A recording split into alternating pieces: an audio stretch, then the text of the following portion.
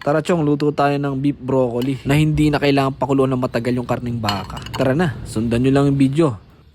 Banat. Okay, simulan natin sa paghihiwa ng karning baka. Hiwain mo lang sa pinakamanipis na kaya mo. Then palasahan na natin ng konting asin. Tapos ito yung sikreto, baking soda, konting cornstarch saka ng mahika, tapos konting tubig din. At dapat malinis ang kamay mo at lamutakin na natin. Babad lang natin yung kahit mga 10 minutes. Tapos yan, broccoli, pinaghiwalay-hiwalay lang natin. Syempre gagawa na rin tayo ng sauce. Gumamit tayo ng oyster sauce, asukal, paminta at mahika, konting toyo saka tubig. Haluin lang ng mabuti hanggang sa matunaw yung asukal. Nagpakulo na rin pala ako ng tubig tapos inilagay ko ng broccoli. Saglit ko lang palang pinakuluan yan para hindi ma-overcook. Tapos inilagay ko sa tubig na may yelo para mapanatili natin yung kulay at lutong niya. Then iluto na natin sa konting mantika yung nababad natin na karning baka. Pagbabrownin lang natin ng bahagya yan. Okay na sa akin yung ganyang kulay. Magigisa naman ako ng luya, bawang, sibuyas. Tapos ilagay na natin yung sarsa natin.